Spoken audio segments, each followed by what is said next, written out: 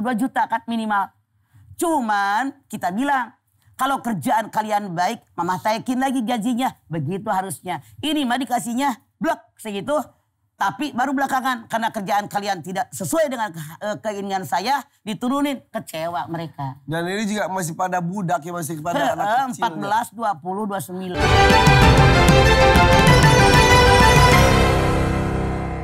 HK usia 21 tahun dan juga MA usia 14 tahun mengaku membunuh bosnya. MIM usianya 29 tahun karena sakit hati dan dendam soal gaji. Jadi pada polisi kedua tersangka mengungkapkan ucapan korban yang membuat mereka sakit hati. Tersangka mengaku diberikan uang makan sebesar 25.000 dan masing-masing dari mereka digaji sebesar 1.250.000 setiap bulannya. Nah, diduga pekerjaan mereka itu tidak sesuai dengan harapan si bos. Dan bos mengatakan akan memotong gaji mereka menjadi 1 juta rupiah saja. Sakit hati dengan ucapan bosnya, dua tersangka langsung merencanakan pembunuhan. Jadi pembunuhan terjadi saat si bos dipanggil ke dapur. Kemudian karyawannya langsung memukul kepala bos tersebut dengan tabung gas 3 kg. Dah! Sebanyak 1 kali dan korban meninggal dunia setelah dipukul sebanyak 10 kali. Ya 10 kali mah bonyok. Lain bejol deh. Kuduaan. Iya. Tapi kalau mamah lihat 20 tahun, 14 tahun, bosnya 29 tahun. Artinya ini yang namanya dagang ayam ini anak-anak muda ya. Iya. Ini kalau mamah lihat pelajaran ya. Karena mamah banyak sekali pegawai di rumah, 100 lebih. Jadi mamah gini, yang namanya orang-orang kerja di toko kita, di warung kita. Awalnya nggak usah janjiin gaji gede. Misalnya tadi 1.250.000, ya. Makan 25 artinya 2 juta kan dengan makan. Ya kan? Kurang lebih. 25 kali 30, 2 juta ya. Harusnya bilang gini. Cepat juga mama ngitungnya. Ya lah pinter Pak. Oh, iya, okay. Jadi saya lihat ya, punten maaf. Saya lihat begini. Harusnya kalau saya, mungkin karena pengalaman juga berbeda ya dengan usia itu. Harusnya gini, misalnya kita pengen gaji orang 2 juta. Lihat dulu kerjaan dia. Saya gaji 1,5 juta. Kalau kerjaan kalian bagus, saya taikin 175, 2 juta begitu. Ini mah 125 dengan 750, 2 juta. Kerjaannya nggak cocok, diturunin gajinya, ya kecewa. Iya, itu iya, kayak iya. PHP. Iya, iya. Kalau mamah begini caranya, kita sampaikan, nih gaji kalian 1,5 juta. Padahal di otak pengen ngasih mereka rata-rata tuh 2 juta kan minimal. Cuman kita bilang, kalau kerjaan kalian baik, mama taikin lagi gajinya. Begitu harusnya. Ini mah dikasihnya blok segitu. Tapi baru belakangan, karena kerjaan kalian tidak sesuai dengan keinginan saya, diturunin, kecewa mereka. Dan ini juga masih pada budak ya, masih kepada anak kecil. 14, 20, 29. Ya tapi ya harusnya tetap saja itu perbuatan salah juga membunuh seperti Betul, itu. walau bagaimanapun juga. Tapi apapun yang terjadi, kita pakai ini, pakai trik. Jangan ngasih gede dulu, gitu. Di sisi lain, si bos juga punya hak untuk meminta kerja bagus dari anak buahnya. Iyalah, kita udah nggak gaji orang. Iya, Mana iya. kerjanya? Iya, iya, Tapi iya. memang kenyataan. Contoh, di pengalaman Mama nih, Pak. Iya, iya. Udah kita gaji misalnya sebulan 2 juta. Tugasnya misalnya nyapu, ngepel. Kan kita udah kasih perabotan dapur segala macam. Udah mie, udah beras segala macam dipenuhi. Tapi ternyata nyapu aja kita kalau datang ke toko. Ngepel aja kagak mau. Spray aja nggak dicuci. Padahal kita kasih udah segala macam. Memang begitu kenyataan. Sampai detik ini betapa banyak emang SPG kita yang nyebelin. Yeah. Walaupun ada yang baik, tapi banyak yang baiknya gitu. Kadang-kadang suka tidak mensyukuri orang mencari kerja teh susah. Nah, setuju. Sebelum kerja mending ngerengek-rengek kayak yang digawe, agus digawe kasabeleun gitu. Iya. Ya ini PR untuk semuanya. Betul. 1, menjaga ucapan. Yang kedua, menjaga amanah ketika diberikan kepercayaan sama Betul. siapapun itu ya Maya. Karena Mama melihat emang banyak orang-orang tinggalnya begitu. Iya. Tidur, kita bilangin buka toko ya, 6:30 misalnya jam 7. Ya jam 10 belum dibuka. Iya. Kadang-kadang jam 11 diketok-ketok di telepon juga nggak diangkat. Padahal dia tidur di atas. Iya. Iya di rumah Kecewa juga. lah kita. Dulu saya pernah masuk Bukan ke rumah. dulu, sekarang sampai hari ini gue ngalamin. Saya cerita saya. Kalau pulang ke rumah malam-malam udah pada tidur, saya buka gerbang sendiri. Pagi-pagi habis sholat subuh masih pada kerek juga. Saya sendirian. Iya, betul. Asal saya jadi pembantunya ini kan. Betul. Betul apa yang Pak ucapkan. Sabar jadi ya, mereka tidak amanat. Sabar ya. Yaudah kalau gitu. Pergi ke gunung banyak pohon cemara. Jangan ditebang apalagi pakai parang. Janganlah kamu sembarangan berbicara. Sebab bisa melukai perasaan seseorang. Kalau tidak pakai parang, boleh nggak? Jangan juga Mama. Mama, ini apa ini tiba-tiba ada? Oleh-oleh tah. Yakin buat Yakin. kita. Ini Bu buat kita Bu. Kacang garing. Oh kue. Sugante kacang. Kue kuwuk. Oh Mama kue kuwuk Mama. Siga pakai garpu, kue garpu. Tapi ini kecil.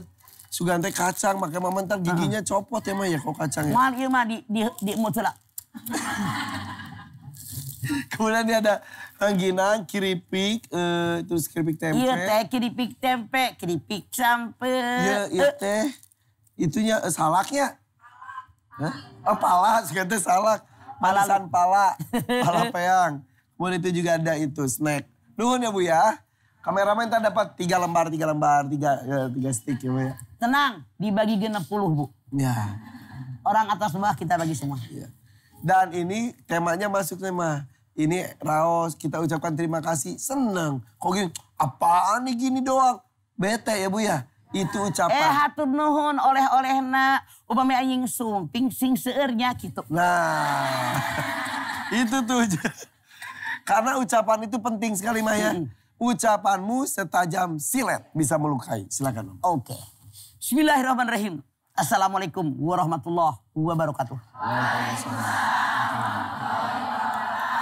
Alhamdulillahirabbil alamin wa bihi nasta'in ala umuri dunya waddin. Wassalatu wassalamu ala asrofil anbiya'i wal mursalin wa ala alihi wa sahbihi ajmain. Ucapanmu setajam silet. Allah Subhanahu wa taala mentakdirkan kita. Bentuk tubuh kita itu perwakilan bagaimana kita berbuat. Anda lihat Ali Imran 191. Rabbana ma khalaqta hadza batila. Yang Allah ciptakan nggak sia-sia. Mata kanan kiri, telinga kanan kiri, hidung lubangnya kanan kiri, tangan kanan kiri, kaki kanan kiri. Betul? Lidah. Anggota tubuh yang kecil, yang tidak bertulang, disimpan di tengah-tengah. Kata Allah, yang namanya lidah berbahaya. Sangat berbahaya. Kalau melukai seseorang. Pakai parang, kata Ipan. Saking berbahayanya lidah. Peletakannya pun berbeda dengan anggota tubuh yang lain. Mata ngegeletak, telinga ngegeletak, bolong, tangan ngegeletak, kaki ngegeletak. Lidah, saking berbahayanya. Dari awal oleh Allah disimpan di tempat yang sangat tersembunyi. Dipagar dengan gigi, dilem dengan bibir. Saya tanya Anda, gigi kuat apa kuat? Kuat. Jambu batu, garot. Krok. Salak, garot. Kacang, garot. Masya Allah, daging yang keras digarot. Dikunyah jadi lembut. Betul apa betul? Yang namanya lidah. Dilem dengan bibir. Maksudnya apa kata Allah? Dengan bentuk tubuh, tata letak seperti ini. Jangan sembarangan bicara. Saking pentingnya bicara. Lidah. Rasul sampai mengukur dengan keimanan. Man kana yu'minu billahi wal yaumil akhir fal yaqul khairan aw liyasmut. Siapa yang beriman kepada Allah, beriman dengan hari akhir. Kalau ngomong yang baik-baik, kalau nggak bisa ngomong baik, lu mendingan diem. Pilihannya cuma 2. Batuk wajib. Pilihannya cuma 2. Mama.